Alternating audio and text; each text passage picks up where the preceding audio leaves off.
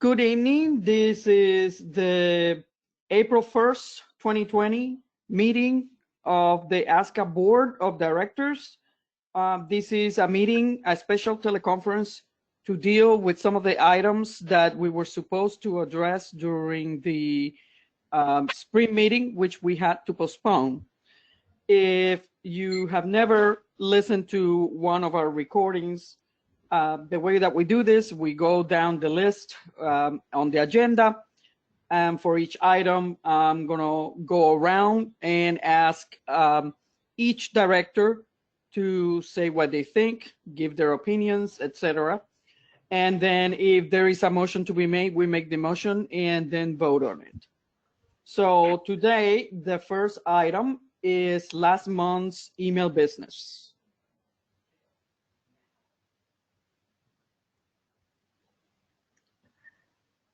This is Jan. I move that to ratify March email voting. This is Denise. I would second that. All right, we got a motion on the floor by Jan, seconded by Denise to approve last month's email business. Any discussion? All in favor? Aye. Aye. Aye. Any opposed? Any abstentions? Okay, motion carries. All right, our second item is the system license report. Rachel? Hey guys, well, due to our COVID-19 issue, the system upgrades that we had planned to continue for this year will no doubt be placed on hold until we get a better idea of ASCA's income flow and how long this pandemic may continue. So that's it on the forward-looking system report. But if and when we are able to start again, if the budget allows, we will complete the RFQ that we originally had in place because that was not completed. So that's our goal once we are able to continue on the system upgrade. And to provide some update on folks that were suggesting that we use GoToMeeting or other platforms that may give our office staff the ability to work from home. Ray, as of yesterday, was speaking with the McLean folks, who are the people that run our server there in the office, because the server is kind of a separate entity from the system. And they're trying to determine if there is, in fact, a way for that to be able to be done. So that's where we are on that suggestion from everyone. And thanks for that suggestion. And as soon as we hear back from Ray and McLean, we'll give you guys an update. Is there any questions from anyone this evening? If not, thank you all then. Thanks, Rachel.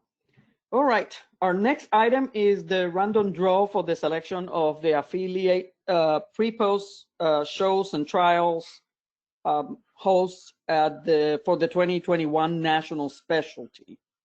So we will conduct the random draw. Okay, so I'm going to do the random draw via random.org. I'm going to put the list into a randomizer and I'm going to video it so that can be available to the committee or anybody who asks for it. So I'm just going to copy and paste the list into there and you guys will see when I send you the video, and I'll let you know in a second here.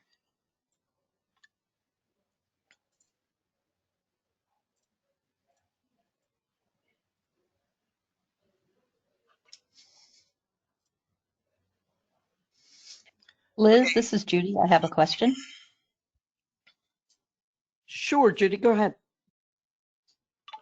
Exactly how many shows are we drawing for?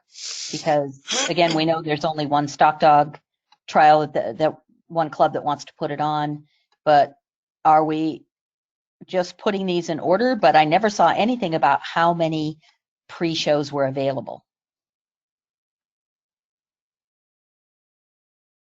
I don't either.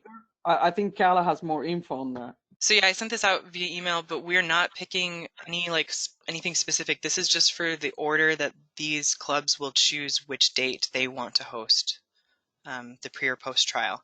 So this is just for pick order. So whoever's picked first gets first choice, whoever's gets second choice, and so on. Okay, so if there's only two spots available, then whoever's third just doesn't get anything, right? I think so. I think that Okay, would be thanks. it. Yep. Hey, Judy, this is Rachel. I did speak with Laura momentarily today and asked her the same question. And she said, actually, what we're doing this year, there are enough shows to cover the entire list. And we're just, like Kala said, we're picking the sequence, but I believe that everyone that put forward their application will get to host, and it just determines the number that they are chosen in as to which day they are going to choose. Does that help? Yes, thank you. Mm-hmm.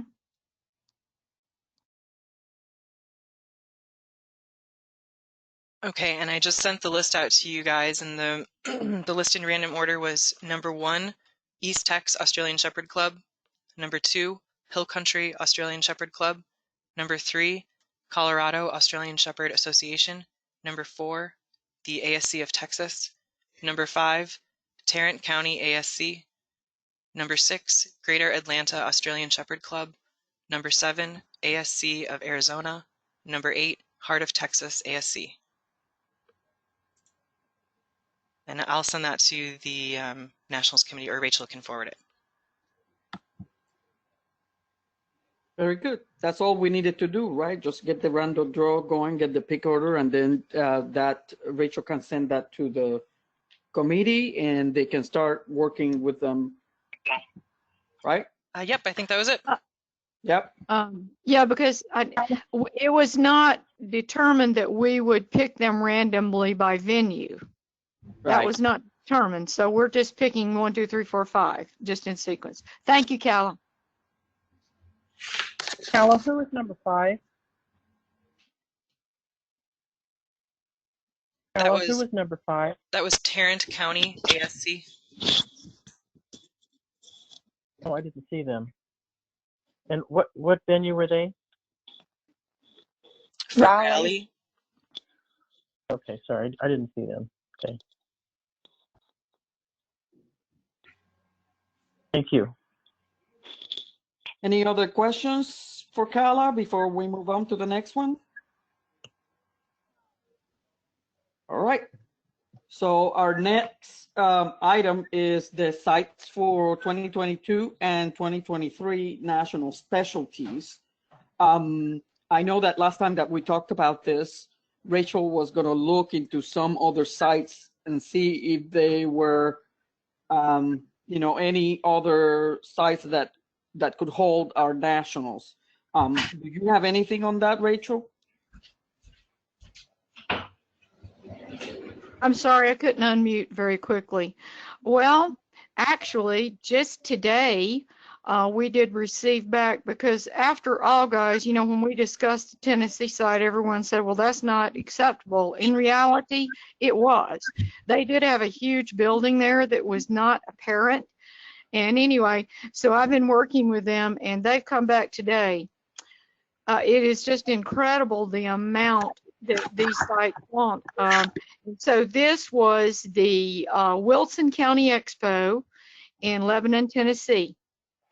Their best estimate, based upon us renting the entire site for 9 days, was $82,225, and that did not include camping, vendor fees, maintenance fees at gate. So I answered her and told her we appreciated her effort, but that was out of our budget range. And that was the same with the Colorado site that Jan reviewed. It was way out of our budget. There were 2 sites in Nebraska, and I'm going to let Jan, because she had worked with at least a site or 2, I'm going to let her answer that, because those were the 2 that she investigated. I only worked with the Lancaster Event Center, and we were making a lot of progress. It appeared that it was going to be too expensive, but she assured me that she had local grant money, and so she wanted to research that, and wanted more motel information and some numbers that I really don't have. And Laura gave me the number of hotels they kind of reserve, but we really don't have a number of people that come into the event. So that if we're going to research sites, we might want to collect that in the future for our data for how people are staying. I have called her a couple times.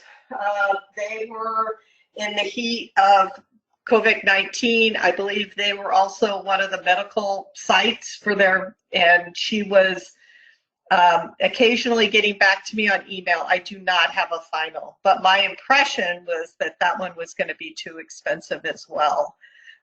They were very interested, but I don't know how much local support was also available. So sorry I don't have a more final, but I have been calling, and this pandemic has made things a little interesting. Now, Jan, but you did research in depth the Colorado site, the ranch, and that was way out of our budget range, correct? Yeah, I sent that on to Cala. I don't see it in the Dropbox, but it was around $100,000 for that site. Yeah, and I would imagine by the time the Tennessee site really added all of the additional expenses that it would be around that also. So it is going to be difficult to find a site, but I believe that Denise may have some information on the Grand Island, Nebraska site. Do you have anything on that, Denise? I do. I talked with Diane Willey, who is the events coordinator.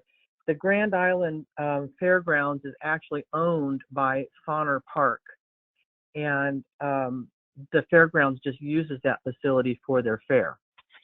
So she was very helpful. It took a while to get a hold of her because of all of her meetings and et cetera. But she told me that they have, she pardon me, she's going to send me, she has several different maps and different drawings and different things. Their grounds seem very flexible. I sent her the list of everything that we had requirements for, and she did not think that there was a problem. They have 155 full hookup RV areas, but she said they have an RV park that's 10 minutes away that could facilitate more than that. I mean, I told her to think of up to 200, and she said that they could accommodate the balance. They have one arena that's 218 by 312 feet. They have another warm-up arena. She wasn't sure of the size, but they call that the Sheep Arena. They have an exhibit building that's 225 by 450 feet. They have a 30,000 square foot arena in a different area. It seems like everything is covered. And I told her it didn't have to be like totally enclosed building as long as it was a covered arena. So she also has, I forget how many stalls that she told me that she had. The airport, they have a, excuse me, they have a regional airport that has 2 flights in a day from Dallas and other large, a couple other large cities. It's probably similar, I'm thinking, to the Fresno Bakersfield in California. She said Lincoln, Nebraska is 100 miles away and Omaha is 150 miles away. She was going to check on, give me a list of hotels. She just, we had a very short period of time, a couple different times to talk because of her conference calls coming in. So she is supposed to have more information. She did ask me what we had paid for facilities in the past. And I gave her a ballpark figure. I said, I don't know that I'm totally accurate on these, but I felt like we were in the vicinity of like 34 to $54,000, something like that. And I said, you know, we can be flexible. We can moderate some of these things. And I said, do you think you might even be in that ballpark? And she said, well, we might be able to do that. So that gave me a little hope, you know, and I did explain to her, this is a huge event. She wanted to know how many dogs. She did also ask if we would be willing to have it 2 years in a row, which made me very happy. She suggested that October would be the best time because they have the fair in there in September. And then if we came right behind them, the arenas would already have dirt in them. The setup could be very similar to what the fair might use, which would probably cut back on a lot of pricing for us for hauling and that sort of thing. And she said the temperatures in October there are generally in the 70s. She said that's an ideal time to be in Nebraska. So she's supposed to send, and I didn't have a chance to relook this afternoon if she has had a chance to send anything because she's been on a conference call most of the day. So as soon as I get more, I'll let you know. But I did ask her if she had a full setup starting like the Wednesday and going through the following 2 Saturdays in October in 2022 and 23, and she said yes, they did. So that's where that has ended up. She has to talk to a man named Bill Angel, who's their livestock manager, because it does have quite a livestock deal. But they do a lot with livestock, sheep and cattle there.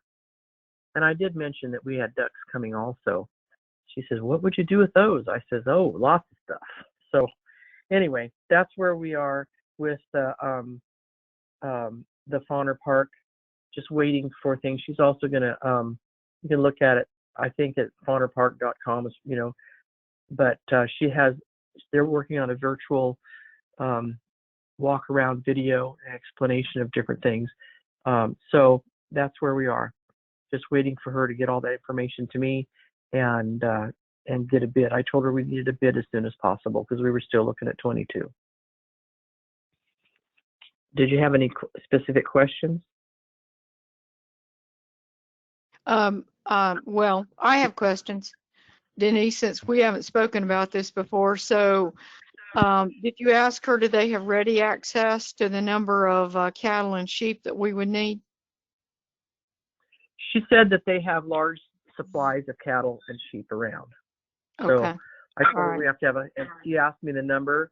You know, I said we have to have usable 160, usually have an extra 10 on that, and that we would provide the ducks. Okay. Unless they And have, so, you know. right. And so because they do handle livestock there, they're set up, their arenas are set up to hold stock, then there wouldn't have to be arenas set up specifically for us then, correct? I don't think so. She said that, and you know, when she's telling me, she understands what this looks like, and I'm trying to visualize what it looks like. So, and I don't know that we're on the same page that way, but the way she made it sound like was this big arena. It has a grandstand that on one side, I guess it holds 2,200 people, and it's a large pavilion. Yeah, I'm sure they probably do rodeos there. Yeah. And they do horse shows, they do cattle shows, they do fairs. Right. They have on the sheep barn, they have pens. And I said, what about we got to have holding pens that will hold 160 head. And she says, oh, we can manipulate the what they call the sheep barn. It's huge. We can manipulate that for anything. So okay, all right, good. That seemed pretty good. So Liz, this is Rachel. Is this something that we are going to make a decision on tonight, or would we be able to wait until we have this information back from the Nebraska site? I realize that our timing is tight on this because the Brazos Expo wants to get everything lined up, and if we have to make a decision on it tonight, I will tell you what I'm thinking. and I'll actually put forth a motion, and I believe that Judy stated this very clearly at our last meeting, because ASCA is assuming control of the nationals. And because we have looked out there at so many sites that seem like they would fit our needs, but they are just cost prohibitive. And just now in listening to Denise, so you have, again, airports that you would have to take puddle jumpers from the larger airports out there, and there's only 2 flights a day. And sometimes that makes it difficult for our contestants and their dogs to get in and out. So I'm ready to propose exactly what Judy said, that we set our site to be the Brazos site for the next 3 years, to determine how that's going to work for ASCA, and we go from there, because jumping from site to site is costly. We know that. We know that not every site suits everyone. We understand that too. But we have to make the Nationals specialty to be the best event for everyone. So we're looking at all ASCA members, not just these that live in this part of the country or those that live in this part of the country. We can't do that. We have to try to be fair and cost effective for all. So in talking to the sites that we've spoken to, and even though Denise would like to hear back from this lady, you know, going into that, we're going into an unknown. And I do not feel comfortable with ASCA going into an unknown right now, since they're assuming control of nationals. So that is what I would like to suggest to this board. Well, I guess my question will be on the Nebraska side is, you know, what kind of an advantage in terms of, as compared to, say, you know, Texas, the Nebraska site would have? Well, it's further towards the middle of the country. It's not so far south. So to me, that is the only advantage of having it in Nebraska. And either way you go, in some cases, people from some part of the country are going to have to drive further than others. Either way you go, that happens. Nebraska is a little bit, you know, Midwest, but kind of North Midwest. So, I mean, you know, and the fact of the matter is, it is an unknown. And right now, with everything that we've had happening, and with ASCA being in the position it's in, we must watch our financial well-being right now. And so it really concerns me to consider moving somewhere else when we have a known quantity there at the Brazos Expo Center. Okay, so I'm gonna go around so that we can discuss, and then, I mean, you can make a motion, but also Kala sent what the information for the Texas site was for the 3 years. So if I'm assuming that everybody looked at it. So I'm gonna go around and ask for everybody's input before we get going on this. Denise?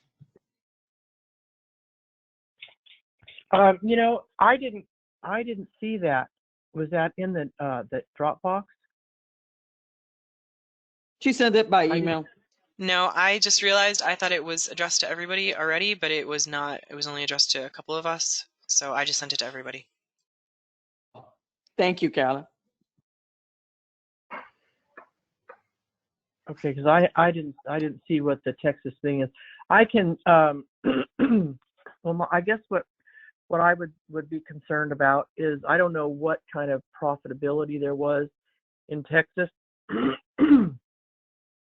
Oh, it just came right here. Well, didn't the last Texas one make, like, I don't know, over $20,000, $30,000, something like that? I think they made over 30K. to split between their and I think they actually made more on the first one than they did on the second. Well, either one or the other, but they made well in the thousands of dollars that they split with their consortiums. I don't know the exact figure, but I know it was more than Colorado, because Colorado is even an expensive site, very expensive. So,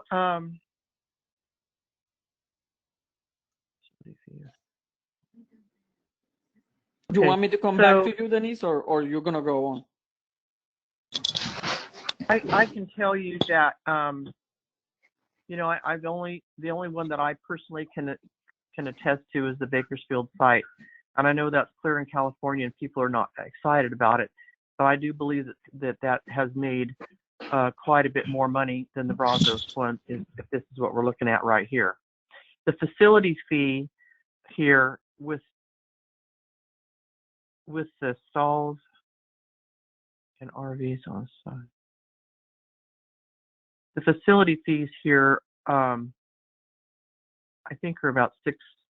You know, I don't know, but if she's talking about the profit being between 30 and 40,000, I can tell you that Bakersfield made more than that. But so, but there are things about that facility that we all talk about that you know, it's not undercover, and so it has pushes and shoves that direction. As far as it's also a transport situation, because it's clear at the west side of the country, although Texas is clear at the south side of the country. If people are adamantly against coming to California, then I would say, yeah, go to the Brazos. It's that to me, and I use that as an example to this lady when I talked to her about Nebraska. I said, go look at the Brazos Exposition Center, because that is like a perfect facility. It doesn't have great, you know, my opinion is it doesn't have the greatest RV parking, but it's certainly adequate. We all made it through there. But the facility itself is totally covered. It's a beautiful facility, and it works. It obviously worked very well.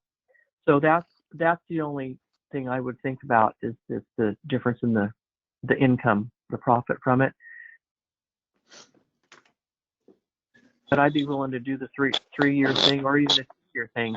You know, it depends. Maybe we can do a 2-year and then consider a 3-year after we talk to Nebraska. If Nebraska's, you know, better, I don't know, because I haven't heard about Nebraska. But I could go with the Brazos for 3 years if you want to completely set California out of it. That's all. Okay. Thanks, Denise. Gina? I definitely can go with Texas, but I really think because of weather and it being so late in the year, I would like to see it move between Colorado and Texas. It's just, you know, a lot of people in Canada have a hard time getting to Texas that late in the year, and in the northern states. I definitely agree with Rachel that Nebraska is an unknown, and we really shouldn't be dealing with an unknown right now. So if we don't move between two sites, then I'm fine with going with Texas. That's all I have. Okay. Thanks, Gina. Jan?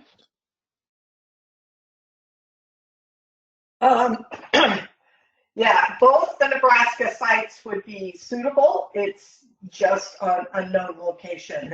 It's a whole learning curve. I've talked to the one lady many times, and every time I said that each event was going on every day, and even at the last time I talked to her last week, it still wasn't registering that we needed every piece of equipment there. So it's to me, Brazos knows what we need, knows what they are.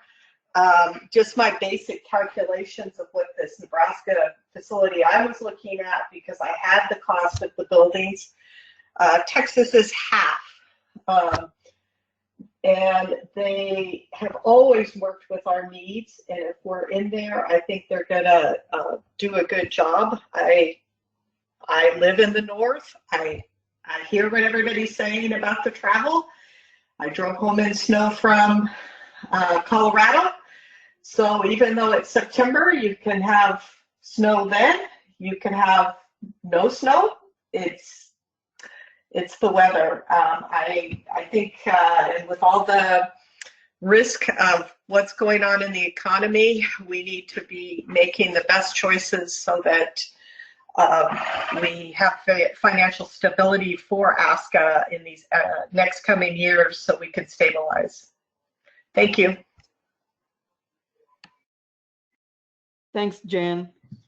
Jean?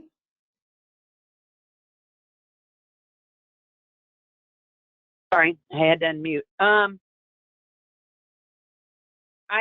kind of with Gina in that the time of year for Brazos is sort of problematic for some people. However, just like Gina, I could, I mean, having it the next 3 years in Brazos County would not be a horrible thing. You know, in a perfect world, it would be great if we could move it up from the end of October, maybe to the beginning, and that might make a difference. But, you know, I'd prefer to go back and forth between Texas and Colorado. But again, I mean, I could live with doing it the next 3 years in Texas, in Brazos County. That's all I have to say.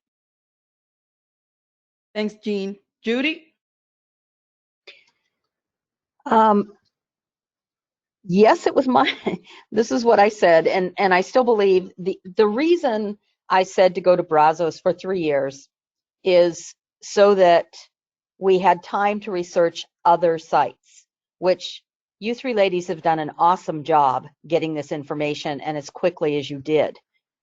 I like the idea of the Nebraska site, especially the one Denise is talking about, if that's possible, because of the time of year they can have it. Our northern people hopefully won't have to drive through snow, but also our competitors won't have to worry about ice, snow. If you're tent camping, it's always fun to wake up with snow on your tent. You know, that's a great thing.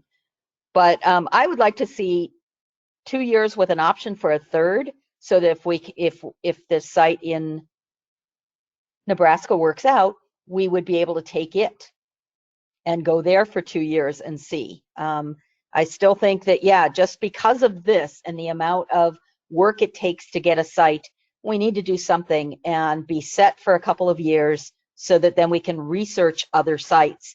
Even though Brazos fits our need, it fits our need for a showgrounds, but it doesn't necessarily fit our needs for the membership.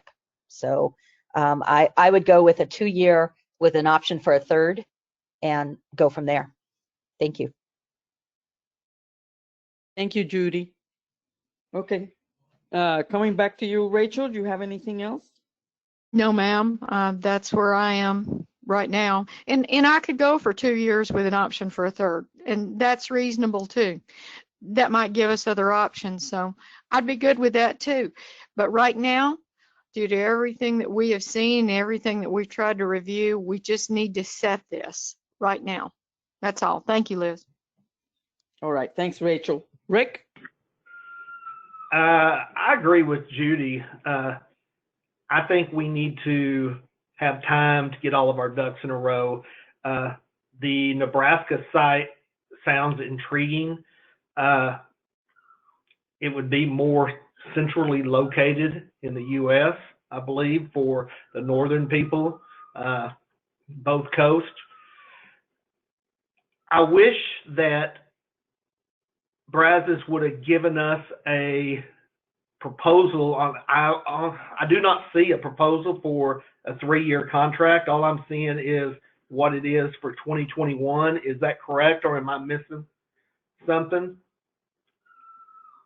No, that's correct, Rick. When I talked to Laura today, she said she had requested all the way to 2024, but had not heard back from them yet. So all she has right now is for the 2021.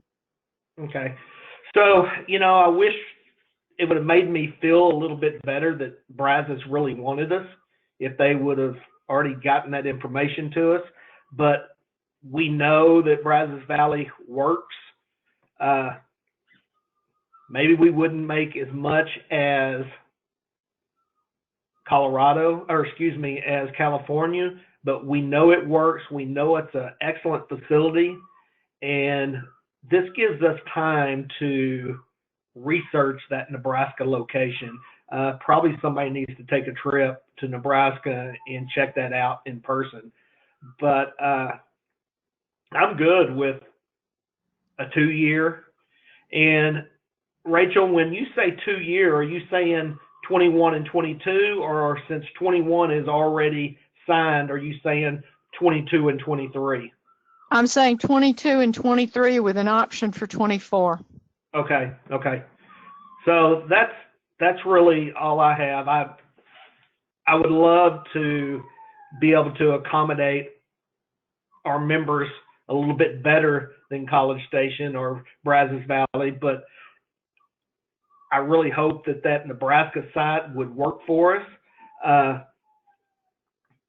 I think it would just be more centrally located, but it needs to be as good or better than Brazos Valley, because I honestly don't feel like they're going to be able to beat Brazos price, but that's still to be determined. Thank you, Liz. Thank you, Rick. Warren?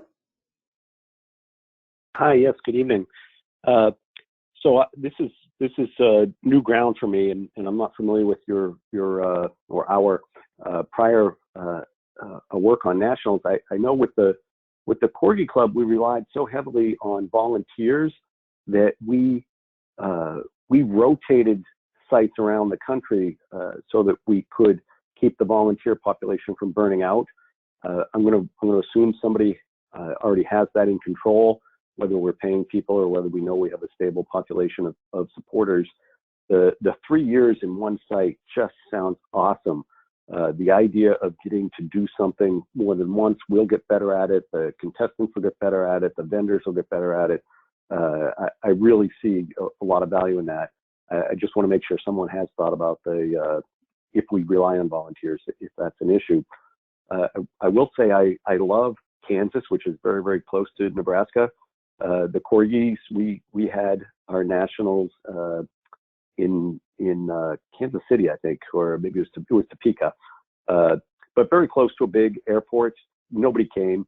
It's the middle of effing nowhere, and we did it in Houston the next year, and the place was packed. Now Corgis travel easier than Aussies. It's a different club. It's a different group, but it was really tough to get people. Even though Kansas is the middle of the population, it's really hard to get everybody to travel a long, long way. When you have Houston, Dallas, you've got the whole Southwest and then all the way over to Florida, and those are all. It's a long day, but that's a day's drive. That's totally different than Nebraska and Kansas, which, as I said, I love them, but right in the middle. I'm all in for Brazos 3 years, just as long as we know that we're not going to run out of help.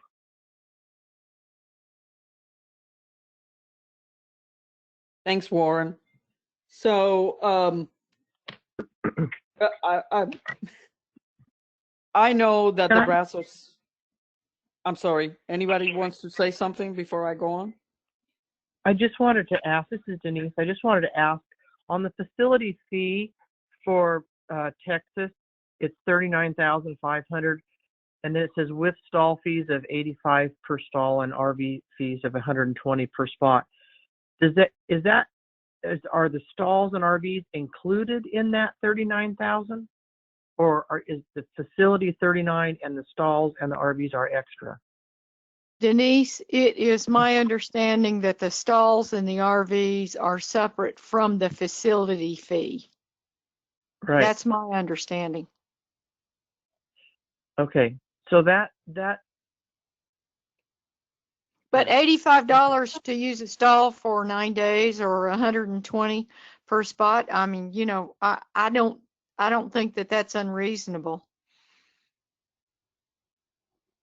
No, I don't. But the addition of those fees on top of the 39.5 is a lot of extra money. And, Right, and that you, I mean, you know, it's spread around among the contestants. Yeah, Right. those fees are covered. Those fees are covered by the exhibitors. Yeah, Right, that's because what they I'm have saying. to pay. Yeah, they have to pay to rent them, and usually No, I know the clubs have understand to that. ask for more money than what we have to pay. So Yeah. This I'm is just Jan. saying Can I that have a moment?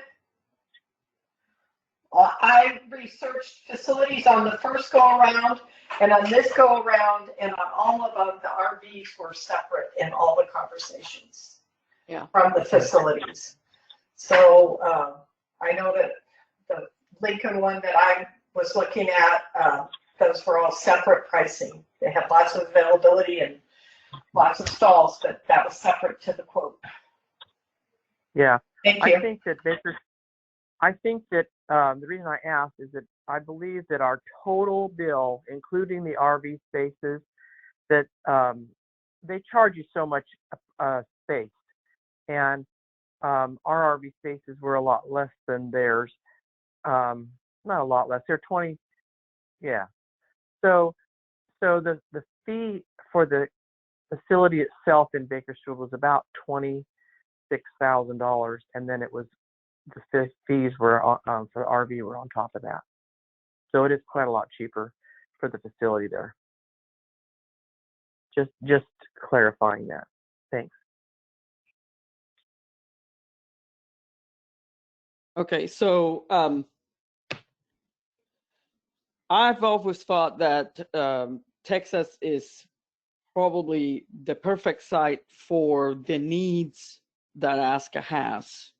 It is not the best site for the some of the membership, but at the same time, I'm extremely weary that now that this is happening, we have no idea what's going to happen, how long it's going to take before we can start having shows on a regular basis again. And it kind of, you know, makes me a little bit weary, this uncertainty.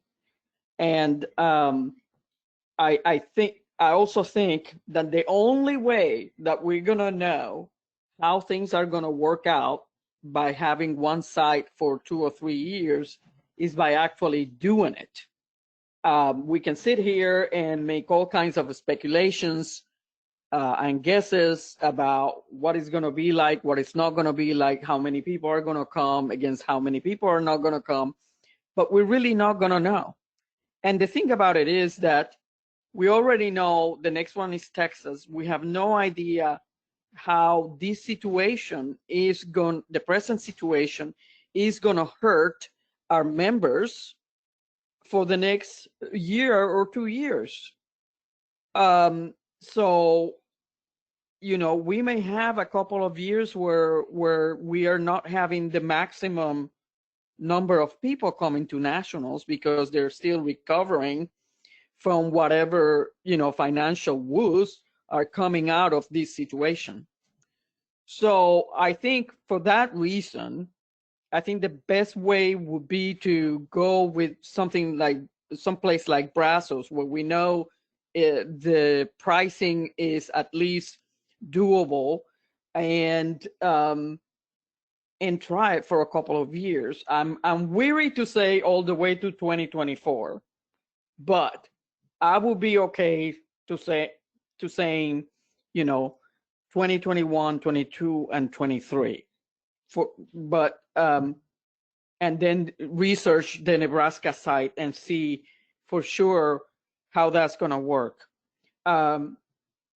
Because I think that one of the most important things is that we have to establish some kind of relationship with the people that have the livestock down up there. So that will take some time, I think.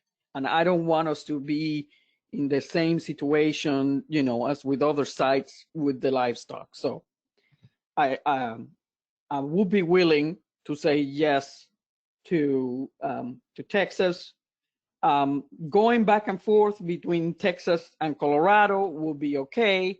But then again, if the sites are willing to work on us, with us on pricing, then that's not going to happen, because they're probably going to work with us on pricing only if we stay there for like 3 years in a row. So we will basically be paying, pretty much what we know we'll pay for Brazos for a 1 year thing, and then Colorado, which is a more expensive site and a site that also has its problems, like the agility being outdoors and things like that. So that's where I'm at. But yeah, I'm done talking. All right. So Liz, this is Jean. I just want to, I have something to add, if that's okay. Sure.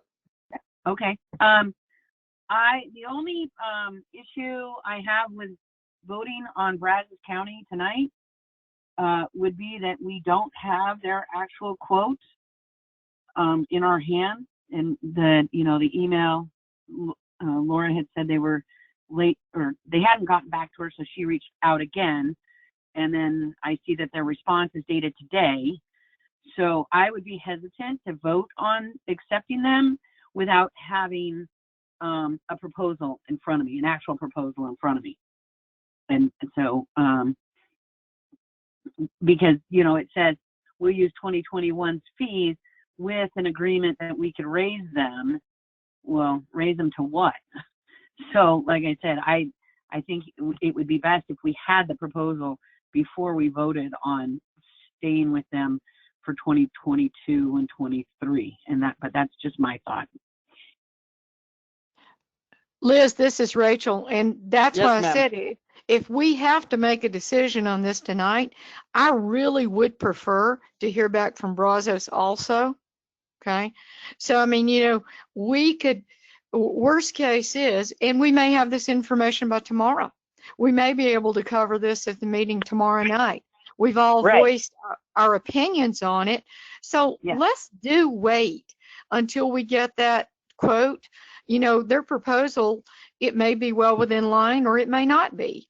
So I'm kind of in agreement with that. That was why I asked, do we really have to do this tonight?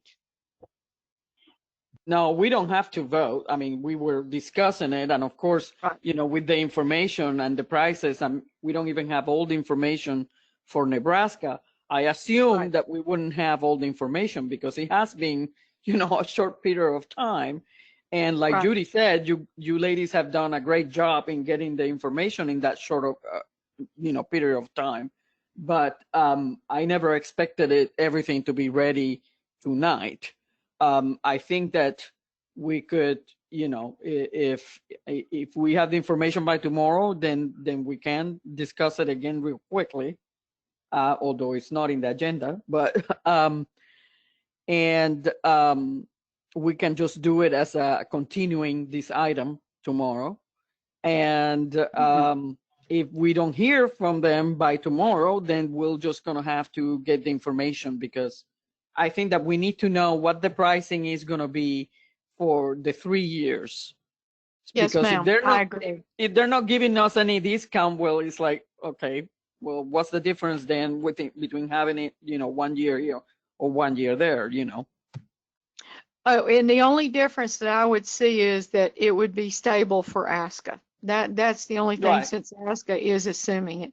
That is the criterion, economies of scale. I mean, you're going to get cost reductions in a lot Right. of ways simply because, you're there year after year. But I would prefer to wait. I think Jean is wise in that, because it worries me that they have not given us a full proposal. Liz, this is Judy. Yeah. Yes, ma'am. Well, a couple of things. We have to remember that the town of Bryan actually, didn't they give us a grant last time of quite a bit of money to come there? So there's a possibility of that, which would reduce the facility fee that we're paying.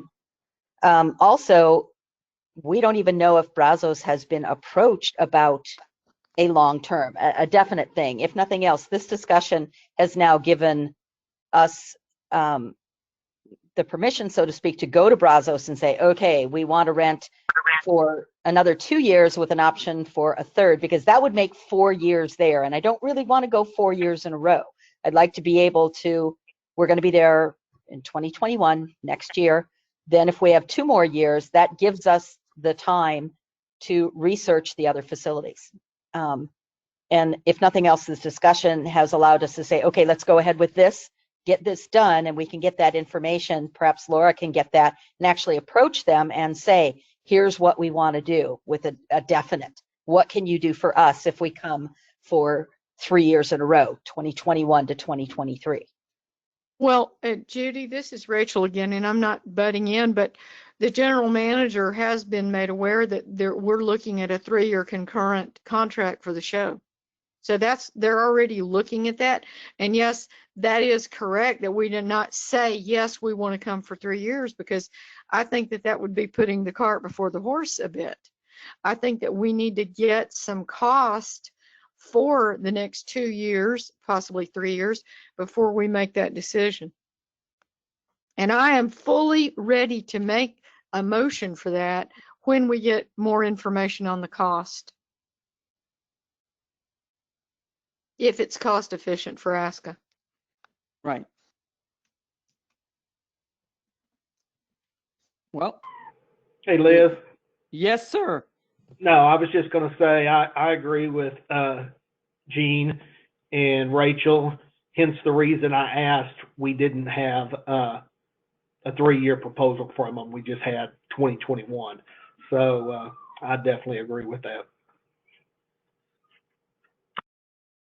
And I mean, Liz, this is Rachel. Worst case is we have to make an emergency motion in order to get the ball rolling once we get that cost information back from them. That's not the worst thing that would happen, because that would be a reason to make an emergency motion, because this is in ASCA's hugely in ASCA's best interest to make this a cost efficient show. Okay, so is there anyone who does not want to wait until we have more information?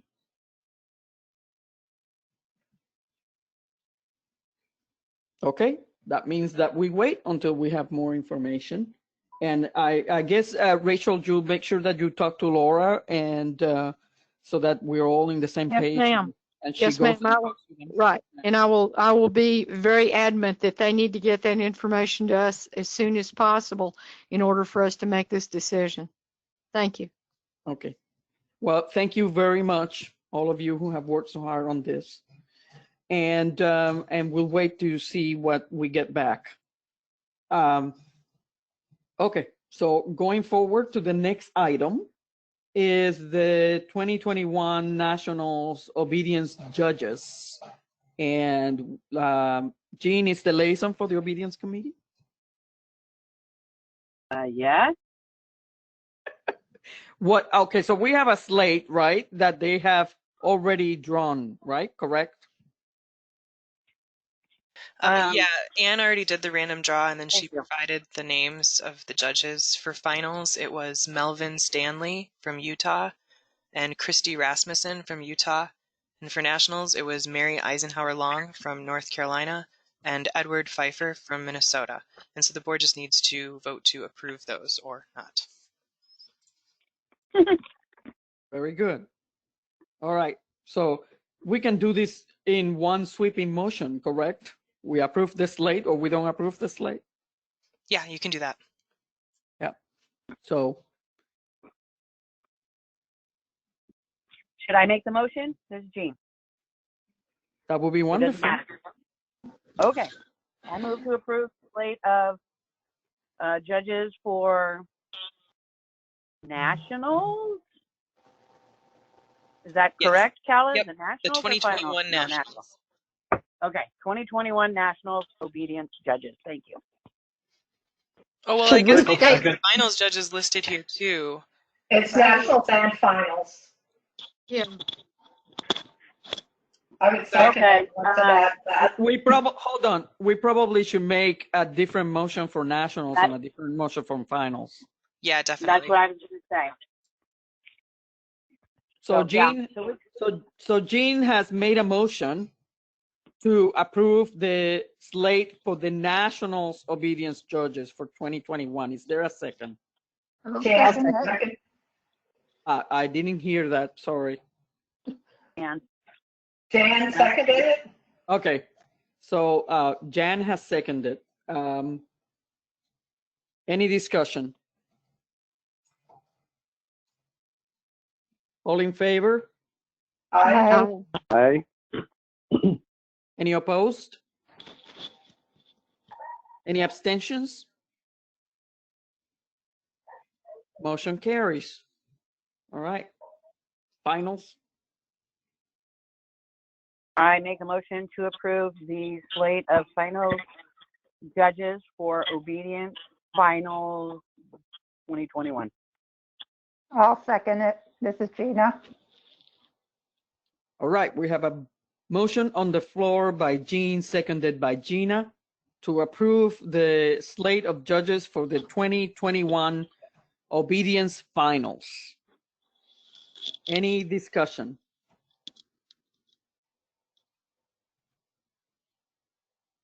All in favor? Aye. Aye. Aye. Any opposed?